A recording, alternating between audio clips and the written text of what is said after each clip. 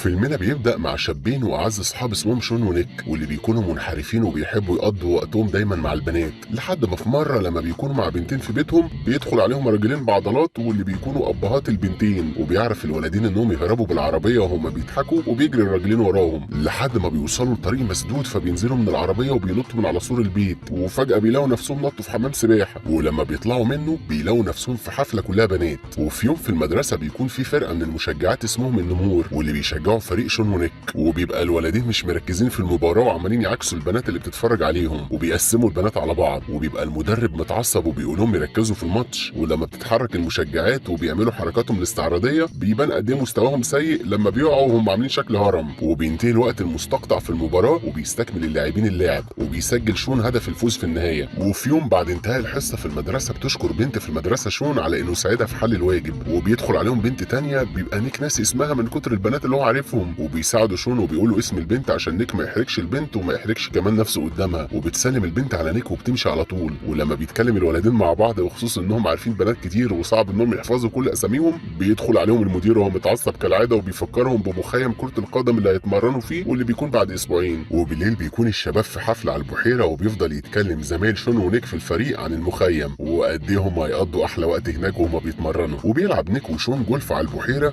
بس بيشوطوا طوب بدل الكور، وبيتكلم الاتنين مع بعض بخصوص ان فاضل لهم على التخرج من الثانويه مجرد اسبوعين وانهم مش هيعرفوا يقضوا احلى وقت في حياتهم تاني. وبيتكلم المشجعات مع بعض بخصوص مخيم المشجعين وعن قد ايه هم متحمسين وانهم عايزين يستغلوا الفرصه عشان ياخدوا مركز عالي في بطوله التشجيع عشان يجي لهم منحه دراسيه للجامعه. وبيبقوا قلقانين لان مستواهم سيء، وبتحاول كارلي القائده بتاعتهم انها ترفع من روحهم المعنويه. ولما بيسمع نيك وشون ان في مخيم للمشجعين هيكون فيه حوالي 300 بنت، بيقرر نيك انه ينضم لمخيم المشجعات بدل مخيم الكوره عشان يقضي وقته مع البنات. وبيقابلوا في طريقهم كارلي وبيتمنوا لها حظ سعيد في المخيم والبطوله، وبتبقى كارلي عارفه لعبتهم مع البنات وبيمثل الولدين ان هم ما عندهمش فكره هي قصدها ايه بالكلام ده. وبيفضل نيك يحاول يقنع شون انهم يروحوا مع بعض لمخيم المشجعين اللي مليان بنات، وبيبقى شون مش مقتنع لحد ما بيشوف زمايله وهم عمالين يتصرفوا تصرفات صبيانيه مع بعض، فبيقرر انه يسمع كلام صاحبه ويروح لمخيم البنات. وفي تاني يوم بيروح الاتنين لبوبي اخت شون، واللي بيكون عقلها اكبر من سنها رغم انها طفله، وبيخلوها تعلمهم حركات استعراضيه عشان ينضموا لمخيم المشجعين مقابل انها تاخد اوضه اخوها شون لنفسها. وبتحذرهم بوبي من كارلي اللي عارفه لعبتهم ومش هتقتنع انهم عايزين ينضموا لمخيم المشجعات عشان هم فجاه حبوا الموضوع. وبيتحرك الثلاثه وبيروحوا المكان فيه 3 مشجعات من فريق النمور، وبيرمي نيك طبق طائر على شجره عاليه عشان يبدا التمثيليه بتاعته. ولما بيتفرج عليهم البنات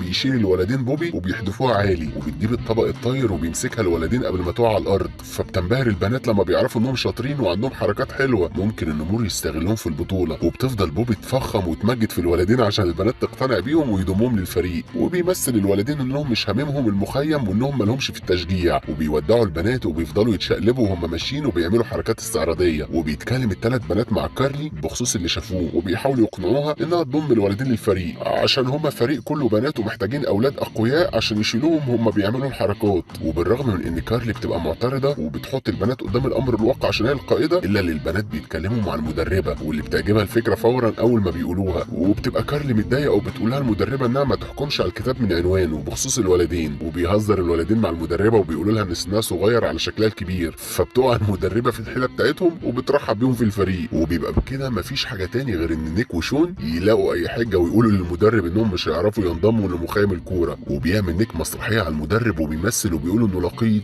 واهله لقوه على باب البيت وهو طفل، وبيفضل يخلق اعتذارات سخيفه، وبيبقى شون مخبي ضحكته بالعافيه. وبيتعصب المدرب وبيرمي عليهم الكوره بعد لما اتحط قدام الامر الواقع، وبينجح الولدين في التمثيليه. ولما بيجي يوم السفر للمخيم بيركب الولدين اتوبيس البنات، وبتفضل كارلي تغني اغاني سخيفه طول الطريق، وبيضطر الولدين انهم يغنوا معاهم عشان محدش يشك فيهم. وبيوصل الاتوبيس للمخيم، ولما بينزل نيك وشون منه بيلاقوا نفسهم في جنه البنات لما بيشوفوا 300 بنت في وشهم وهم بيتمرنوا. وفورا بيبدا الولدين في التعرف على بنتين من البنات، وبتاخد كارلي بالها من نواياهم. ولما بيتحرك الولدين بيشوفوا المدربه المثيره ديورا واللي بتخطف قلب نيك في ثواني، لكن العابه ما بتشتغلش عليها وبتبقى صعبه المنال. وبتشوف فرقه النمور فرقه تانية اسمهم الفهود وهم نازلين من الاتوبيس بتاعهم، وبيبان على الفهود انهم شايفين نفسهم ومتكبرين. وبتبقى القائده بتاعتهم اسمها جوين واللي بتجر شكل النمور، وبتقول لكارلي انهم هيكسبوا النمور كالعاده زي اي سنه. وبيروح نيك وشون الجناح اللي هيباتوا فيه، وبيتعرفوا على جاك زميلهم في السكن، وبيتعرفوا كمان على ادم اللي بيحب التشجيع من وهو عنده 5 سنين. وبيبقى الولدين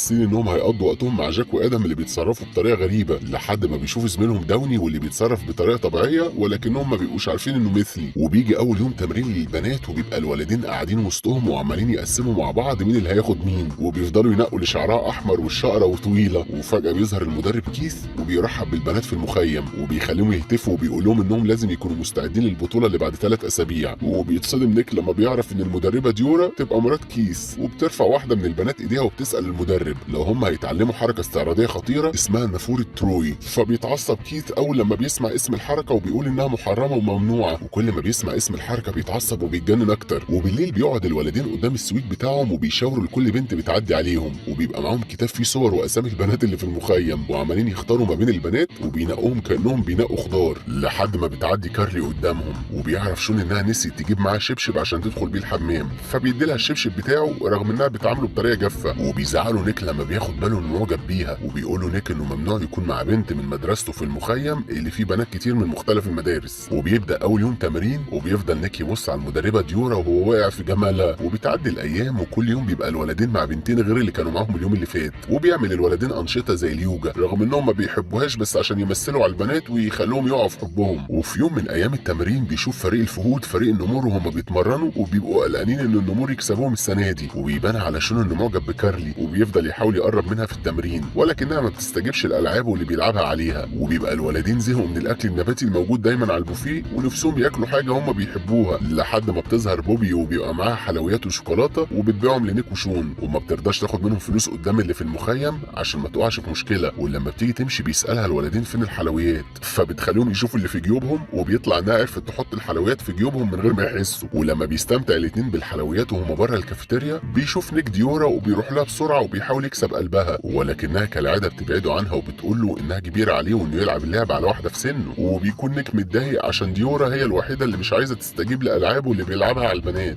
وبتروح كارلي لشون وبتشكره على مساعدته هو ونيك للفريق، وبتقول له انهم اضافه مفيده جدا للفريق، وبتقول له انها معتمده عليه عشان يلقطها لما الفريق يحدفها لفوق وقت العرض. ولما ما بتكونش كارلي واخده بالها وهي ماشيه بتبقى على وشك انها تتزحلق وتقع، بس شون بيتصرف بسرعه وبيلحقها. وبيبص الاتنين لبعض باعجاب لحد ما فجاه بيظهر ريك وهو راكب عربيه غاليه، وبيطلع ان ريك هو حبيب كارلي، وبيتضايق شون لما بيعرف ده. وبيبقى ريك في سنه اولى في كليه طب وبيقول على نفسه دكتور بدري جدا، وكمان بتطلع عيلته على صله بعيله كارلي وهم اتعرفوا على بعض وهم اطفال. وقبل ما تتحرك كارلي مع حبيبها بالعربيه بتروح لاوضتها بسرعه وبتجيب معاه شبشب شون وبتديهوله وبتقول ان امها بعتت لها شبشب جديد. وبيزعق ريك لشون وبيقول له انه ما يديش حاجه تاني لحبيبته وهو موجود في حياتها. وفي تاني يوم بيبقى شون محبط ومتضايق بسبب اللي حصل، وبيعرف نيك ان شون معجب بكارلي وانه متضايق بسبب اللي حصل امبارح. وبيشوف نيك مجموعه بنات من فريق تاني وبيلعب العابه عليهم وبيقنعهم انهم يتمرنوا بالليل في البحيره بحجه ان الميه هتخلي جسمهم اقوى، وهو في سره عايز يقضي معاهم وقت لطيف مش بس يتمرن. وبالليل بيروح نيك وشون للبحيره مع البنات وبيفضلوا يلعبوا بدل ما يتمرنوا، وما بياخدوش بالهم من حيوان الراكون وهو بيسرق هدومهم اللي على الشاطئ بسبب ان هدومهم فيها قطع الحلويات اللي اشتروهم من بوبي. ولما بيطلع الولدين من البحيره بيتصدموا لما ما بيلاقوش هدومهم وبيجروا للجناح بتاعهم وهم عريانين ومحرجين. وفي تاني يوم للتمرين بتتمرن فرقه الفهود على حركه نافوره تروي الخطيره، وبتقع واحده منهم على وشها على الارض من ارتفاع عالي، وبيزعلهم المدرب كيث عشان هو حذرهم كتير من الحركه دي. وبالليل بتتفرج كل البنات في المخيم على فيلم عن المشجعات وبيبقوا حافظين السيناريو الفيلم بالكامل، وبيفضلوا يقولوا السيناريو طول ما الفيلم شغال. وبيحس نيك وشون بالملل رغم انهم قاعدين مع بنتين مختلفين، وبيقوموا وبيتمشوا شويه وبيقول شون لصاحبه انه زهق من اللي بيعمله وبقى بيحس بالذنب. وبيبقى نيك مش مقتنع ان شون بيقول الكلام ده. وفجاه بيشوفوا ريك في عربيته مع اصحابه، فبيستخبوا الاتنين وبيتجسسوا عليهم، وبيعرفوا ان ريك بيخون كارلي وانه ما بيحبهاش بس بيستغلها عشان عيلتها غنيه وهم اللي جايبين له العربيه الغاليه اللي معاه. وبيكون نيك مش عايز شون يقول الحقيقه لكارلي عشان هي هتعتبره مجرد صديق ليها، يا اما هتتعصب منه عشان هو بيتدخل في اللي ملوش فيه.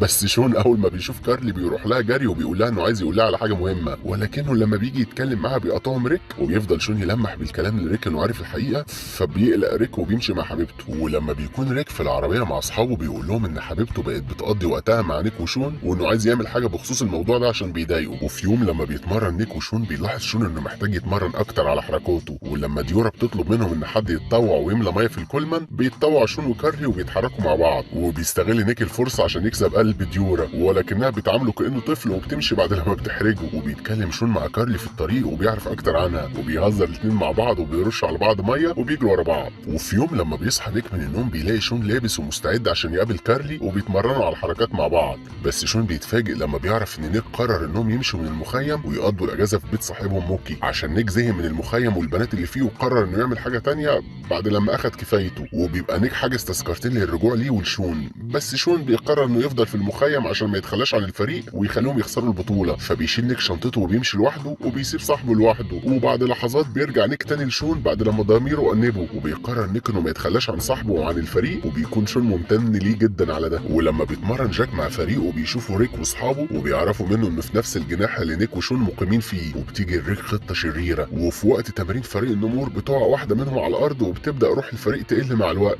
بس شون بيتصرف وبيقول لهم خطاب تحفيزي وبيخلي روحهم المعنويه تبقى عاليه تاني، وبيرجعوا يتمرنوا تاني لساعات. وبتشكر كارلي الولدين على كل اللي بيعملوه، وفجاه بيظهر ريك وبيوري تذاكر السفر اللي نيك حجزهم للفريق، وبيعرف البنات ان الولدين كانوا ناويين يتخلوا عن الفريق ويمشوا قبل يوم البطوله. وبيحاول شون انه يخلي كارلي تفهم ان هو ونيك غيروا رايهم، وبيعترف لها شون انه بيحبها، بس كارلي بتبقى متضايقه ومتعصبه منه جدا. وفجاه بيطلع ريك دفتر مذكرات نيك اللي بيكتب فيه شعر عن البنات، وبيظهر جاك وبيعتذر لنيك وشون على اللي حصل، وبيقول انه ما كانش يعرف ان ريك هيستغله عشان يأذيهم. وبيقرا ريك المذكره بصوت عالي، وبتكون ديورا اللي نيك كاتب في المذكره شعر عنها موجوده وسامعه اللي بيتقال. وبيتعصب نيك وبياخد من ريك المذكره، وبتبقى كارلي متضايقه وبتقول لشون انه يمشي زي ما هو كان مخطط وانهم مش محتاجينه. وبيشوف نيك ديورا وهي جايه عليه وبيبقى قلقان، ولكنه بيتفاجئ لما بيعرف ان ديورا عجبها الشعر اللي هو كتبه عنها، وبتبوس ديورا وبتشكره على الكلام الجميل. وبيرجع الاتنين بالاتوبيس لمدينتهم وبيروحوا لبيت صاحبهم موكي، وهناك بيبقوا متضايقين بسبب اللي حصل وبسبب ان اصحابهم عمالين يتصرفوا بطريقه صبيانيه. وفي نفس الوقت بيبقى اداء فريق النمور سيء من غير الولدين. وبالليل بيبقى نيك وشون في المطبخ وبيتكلموا مع بعض عن الماضي، وبيستغرب نيك لما بيعرف انه بيهتم للبنات اللي عرفها رغم انه كان بينساهم بمجرد ما يلاقي بنت تانية. وبيبقى شون مش عارف يوصل للرف العالي اللي عليه زيت الزيتون اللي هيطبخوا فيه، فبيساعدوا نيك وبيشيلوا زي ما كانوا بيعملوا في وقت التمرين مع المشجعين. وبيجيب شون ازازه الزيت وبيقع، بس نيك بيلحقه وبيشوفهم اصحابهم وهم في الوضع ده. ولما بيطلع النهار والشباب كلهم نايمين بيتكلم الولدين مع بعض بخصوص ان البطوله بكره، وبيقرروا اخيرا انهم يرجعوا للمخيم عشان يساعدوا فريقهم. وبيروح للجناح اللي كارلي مقيمه فيه وبيحدفوا طوب على الشباك عشان كارلي تصحى. ولما بتخرج كارلي للبلكونه بتتفاجئ لما بتشوف شون واللي بيبقى نيك شايله وهو على كرسي عشان يوصل لارتفاع عالي. وبيعتذر شون ليها على اللي حصل وبيقول انهم ياجلوا الخلافات اللي بينهم ويركزوا على البطوله. وبيقع نيك على الارض بسبب انه ما بقاش قادر يشيل صاحبه اكتر من كده. وبيبقى شون متعلق في سور البلكونه ومستني كارلي تسامحه وتساعده انه ما يوقعش. ولما بتتكلم البنات مع كارلي بيخلوها تسامحه، فبيقع شون على صاحبه نيك على الارض. وفي تاني يوم في التمرين بيشوف المدرب كيس الولدين وبيطلب منهم انهم يمشوا بعد اللي عملوه، بس كارلي بتدافع عنهم وبتقول للمدرب ان ده كان سوء تفاهم. ولما بيتحرك نيك عشان يروح للتمرين بتوقفه ديورا وبتقول له انها تقابله بعد البطوله عشان يقضوا وقت لطيف مع بعض. وبيفضل نيك يقول شعر وبيخليها منجذبه ليه اكتر بعد ما عرف نقطه ضعفها. وبتبدا البطوله وبتعمل كل الفرق العرض بتاعها قدام لجنه التحكيم، وبتتكلم كارلي مع شون بخصوص المشكله اللي بينهم، وبيعتذر لها شون وبيقول لها كلام لطيف. وفجاه بيقاطعهم ريك وبيتمنى لكارلي حظ سعيد. وبيستعد فريق النمور للعرض وبتجيب لهم بوبي لبس موحد جديد على حساب اخوها شون، وبيشكر الفريق شون على اللي عمله. وبيعمل فريق الفود عرضهم واللي بيكون رائع وقوي جدا،